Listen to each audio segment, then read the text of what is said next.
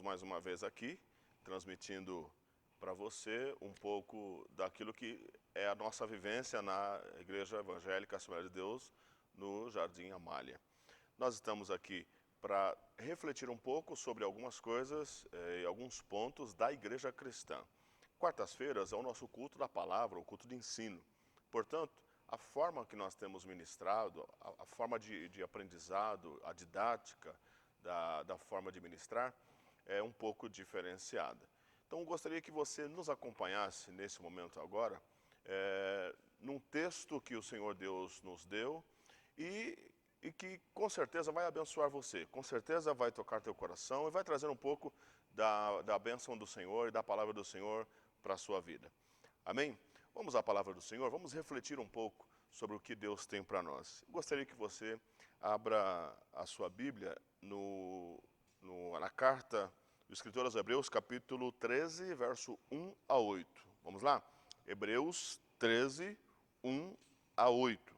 Veja o que diz a palavra do Senhor. Permaneça a caridade fraternal.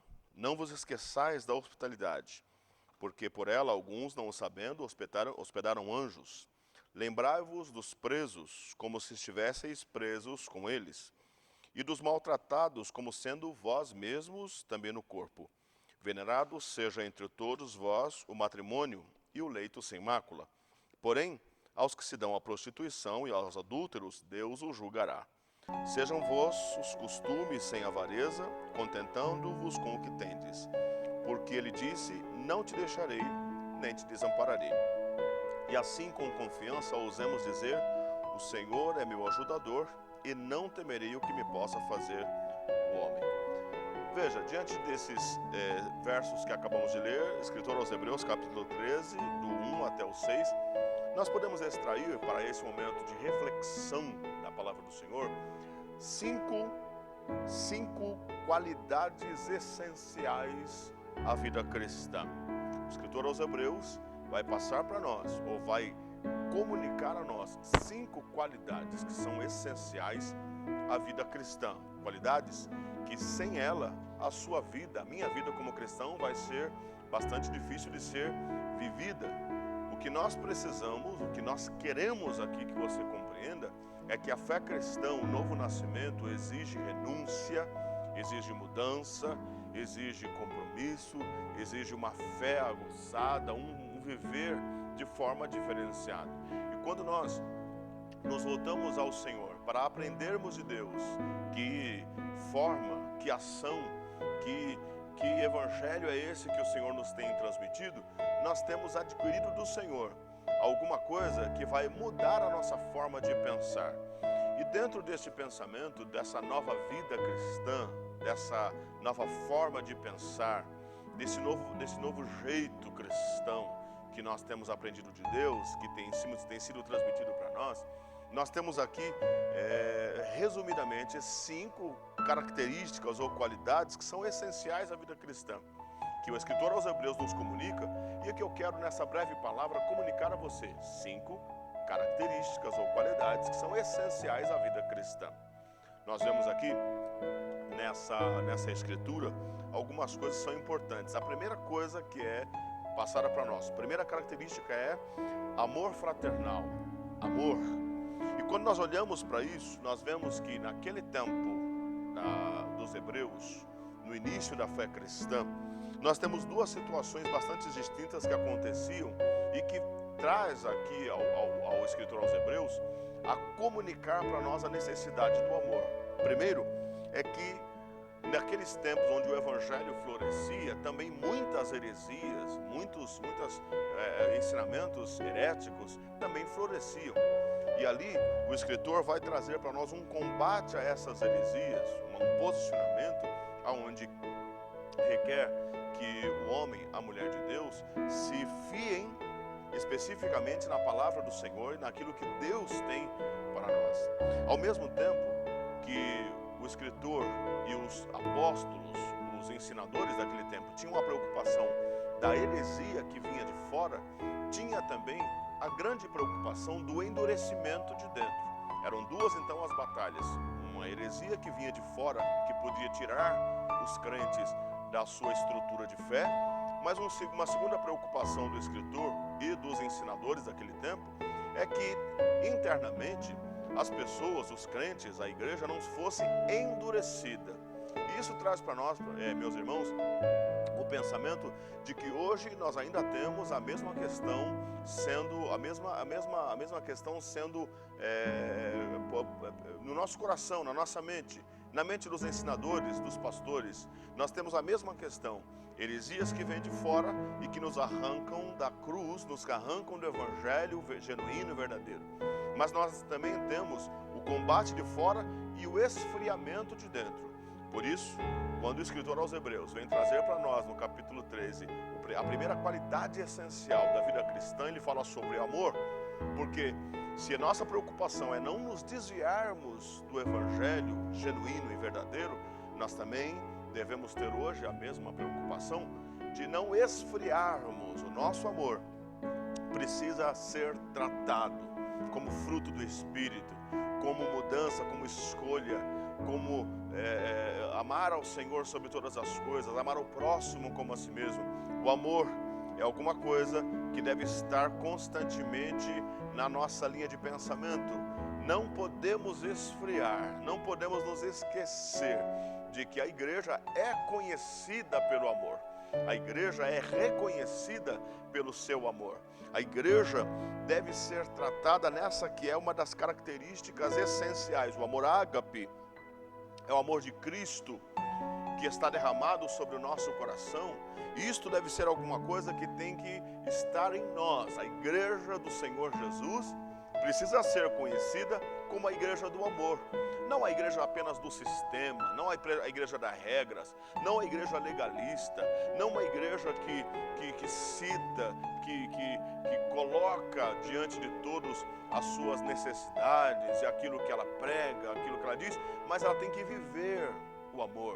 E quando nós vivemos esse amor na íntegra, o Evangelho do Senhor Jesus vai sendo pregado. Ao mesmo tempo que o ensinamento combate heresias, nós precisamos acalorar esse amor que o Senhor tem derramado no nosso coração, e é a nossa bandeira, é o nosso lema, é aquilo que nós adotamos, que foi nos dado por meio do Espírito Santo como a bandeira que está à nossa frente. Que Cristo Jesus, que o Deus de toda a glória, possa invadir você com esse amor, para você não ser esfriado em tempo algum e perder aquilo que o Senhor Deus nos tem dado de tão precioso, que é o amor. Essa é a primeira característica, a primeira essência, qualidade essencial da vida cristã. Mas eu queria te lembrar da segunda. O escritor aos Hebreus vai falar para nós da segunda característica que nos é essencial. Se a primeira é o amor, a segunda característica é hospitalidade. Ele vai dizer que nós precisamos ser hospitaleiros. As igrejas, assim como naqueles tempos, ainda hoje, precisam nutrir hospitalidade, sermos amistosos.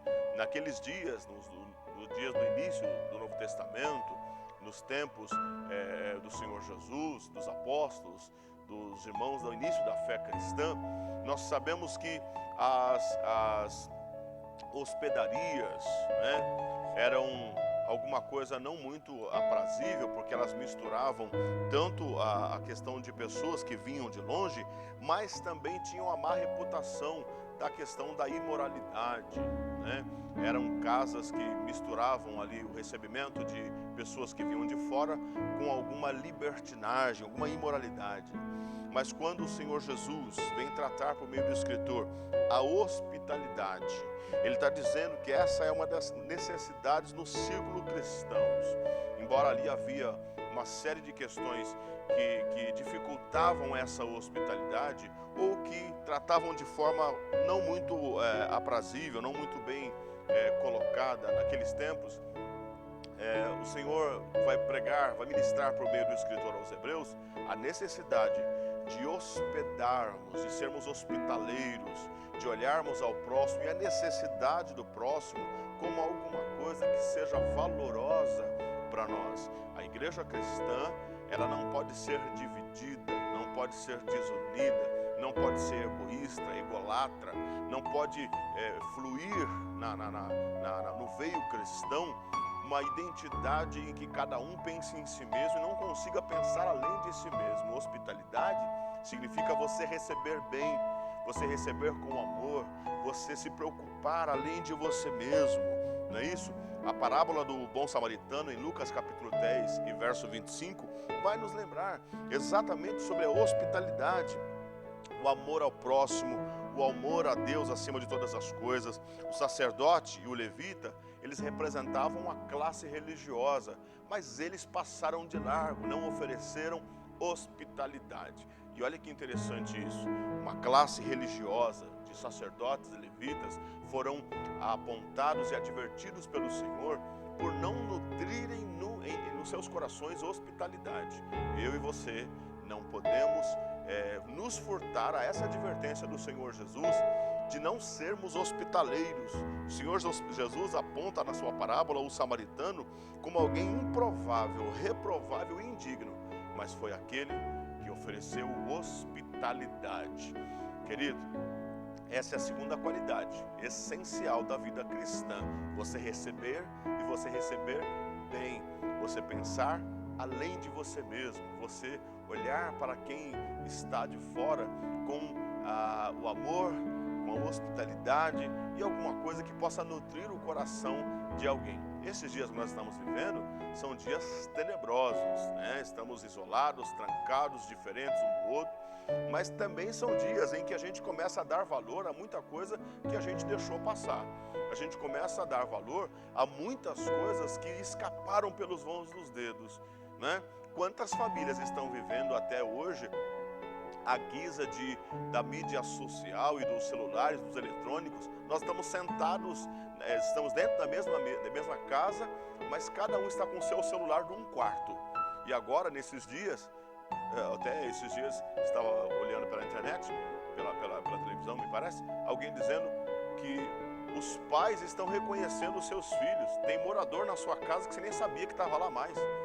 Olha que interessante isso. É claro que em um tom de brincadeira, mas todos nós estamos encontrando os valores perdidos, as nossas dracmas perdidas, nós estamos reavendo. Lembrando de ligar para pessoas queridas, lembrando das pessoas que são amigos e que nós deixamos escapar. E entre essas questões importantíssimas está nós nos lembrarmos do outro, além de nós mesmos. Hospitalidade é a segunda qualidade essencial da vida cristã. Eu quero te lembrar da terceira qualidade que o apóstolo, que o escritor aos Hebreus vai trazer para nós, dizendo o seguinte: além do amor e da hospitalidade, o escritor aos Hebreus vai nos lembrar da preocupação com aqueles que estão padecendo, sendo sofridos por alguma tribulação. E olha que importante isso, sobretudo nesse tempo que nós estamos vivendo, em que às vezes nós temos comida em casa, nós temos saúde em casa, nós temos paz, nós temos o pai, a mãe, os filhos em casa, mas quantos não estão vivendo essa nossa realidade? Né? Alguém até disse sabiamente que existem muitos Brasis. Tem o Brasil de pessoas que estão cercadas de luxo e o Brasil de pessoas que estão cercadas de miséria. Alguém disse que nós não estamos no mesmo barco, nós estamos no mesmo oceano, mas cada um está no seu barco e preocupado consigo mesmo. Mas o texto sagrado aqui do escritor aos Hebreus, capítulo 13, vai nos lembrar da preocupação com os que padecem tribulação. E isso diz uma coisa importante para nós: é tempo de nós orarmos a Deus e as nossas orações chegarem a essas pessoas que estão padecendo.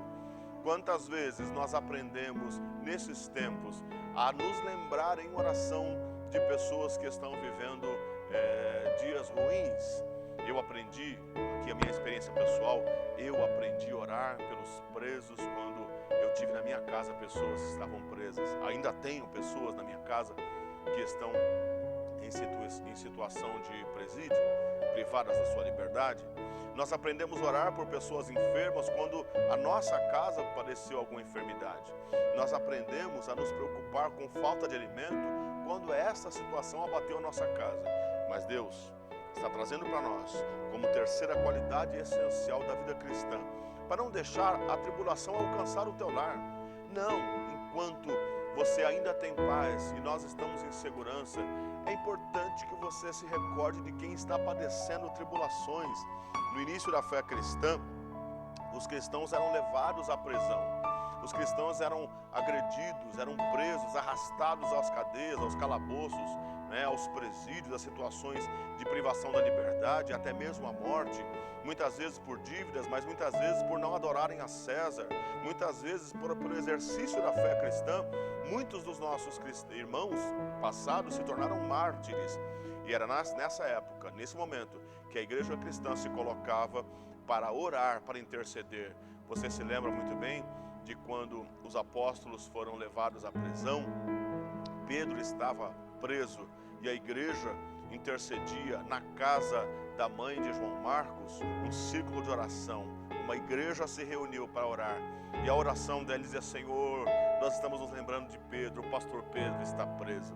E a palavra do Senhor diz que lá Deus moveu para arrancar Pedro da prisão, e que surpreendeu a igreja reunida na casa da mãe de João Marcos.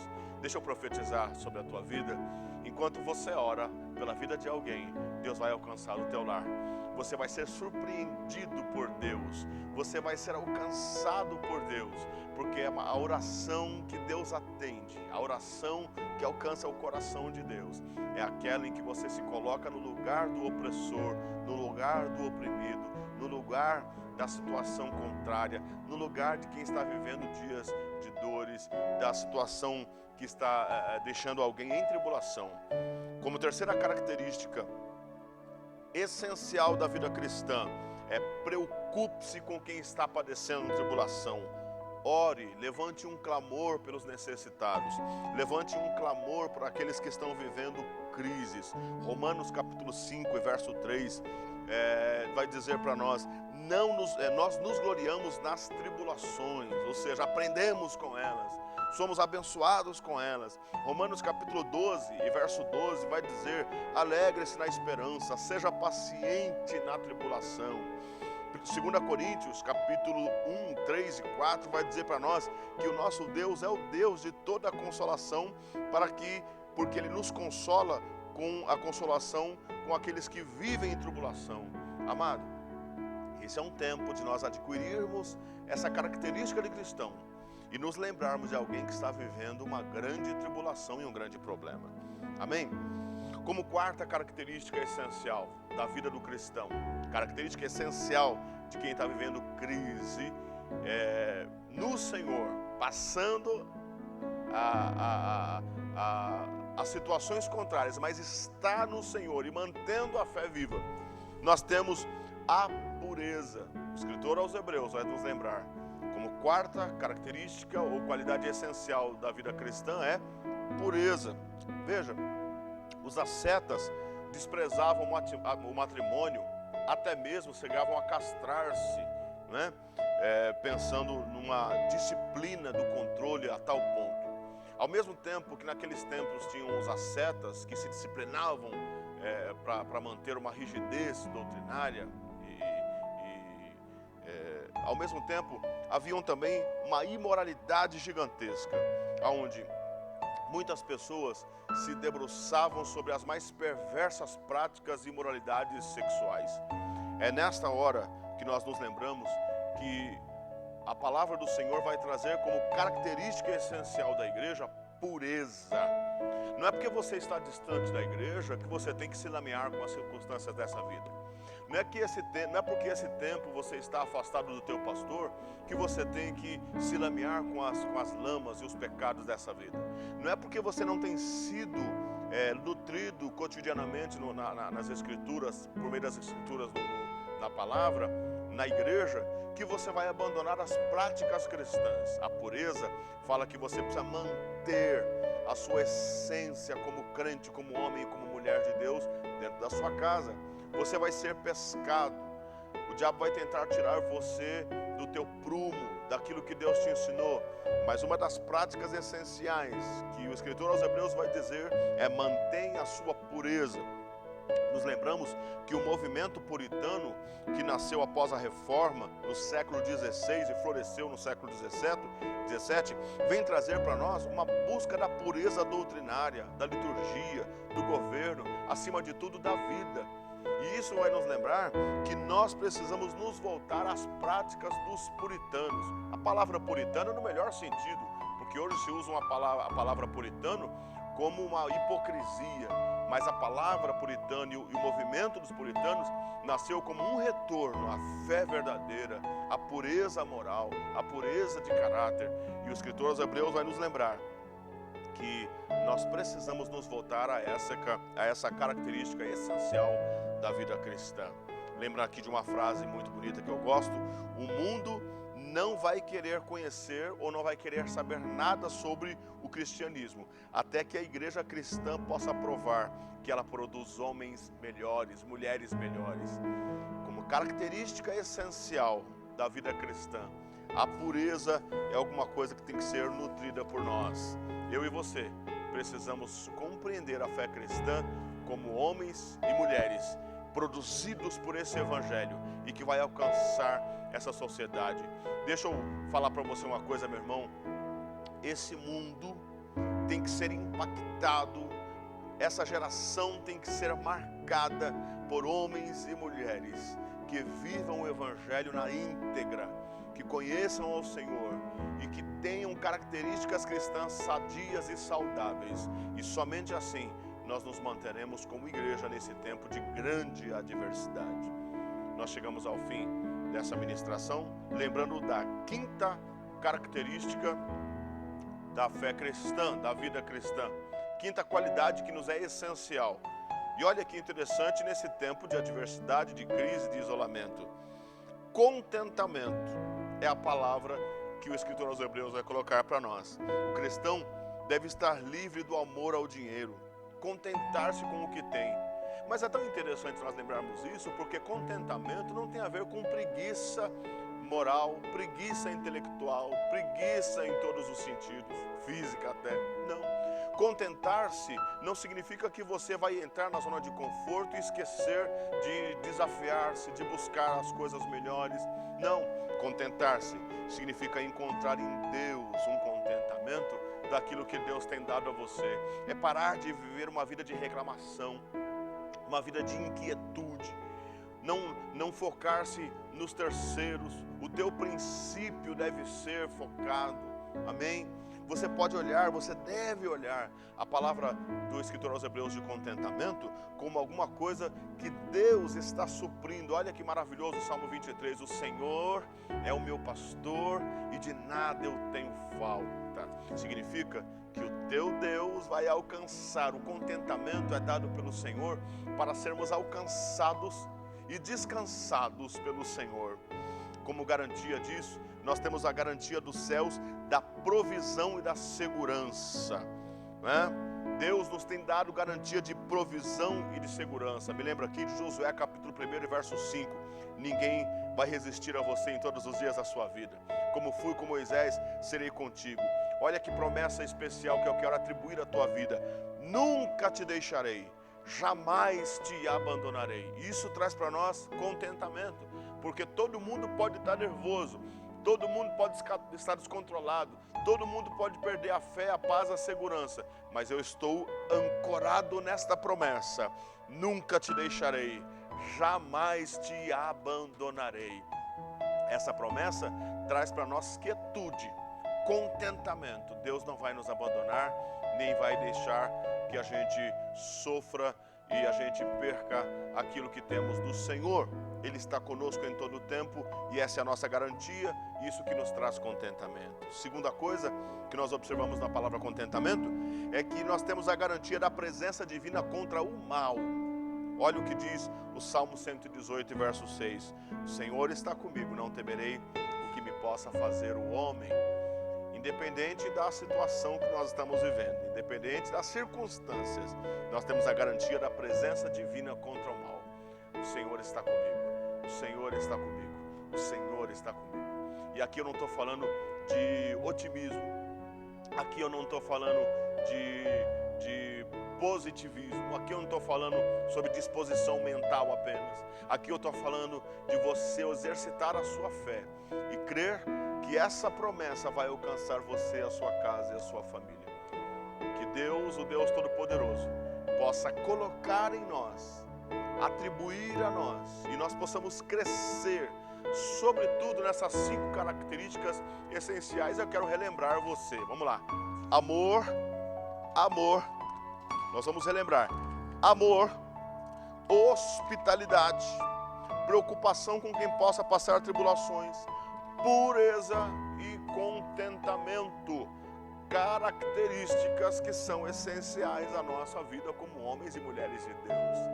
Eu quero orar a Deus para que você seja cheio, seja pleno daquilo que Deus chama você para ser. Uma característica ou características que moldem você. Romanos 12, capítulo 12, verso 2 vai dizer que nós não devemos tomar a molda do mundo.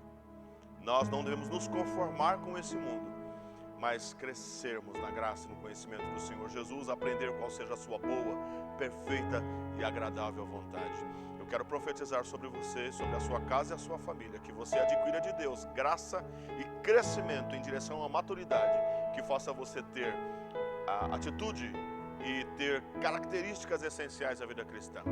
Por gentileza, curve a tua cabeça, fecha os teus olhos e ore comigo, para que o Espírito Santo possa colocar dentro de você essas características fundamentais da fé cristã. Senhor Jesus, eu oro agora e intercedo pela tua igreja, pelo teu povo, pelos teus filhos. Rogo que a tua graça e a tua paz encha cada coração, e que eles sejam cheios de amor, eles sejam cheios de hospitalidade, eles sejam cheios, Senhor, de preocupação com quem padece tribulação, eles sejam cheios da pureza dos céus, eles sejam cheios, Senhor, do contentamento dos céus, e nenhum mal suceda aos teus filhos, e ainda que eles sejam atingidos por qualquer forma de males, a graça do Senhor os cubra de tal forma que eles possam atravessar todo o temporal, todo o vendaval, todas as circunstâncias, e Cristo Jesus seja com a sua igreja, guardando, protegendo e conduzindo até a volta de Cristo. É a nossa oração, ó Deus, a cada um dos teus filhos em Cristo Jesus. Deus abençoe você, fique com essa palavra, mantenha-se conectado para que a bênção do Senhor permaneça com você. Deus te abençoe.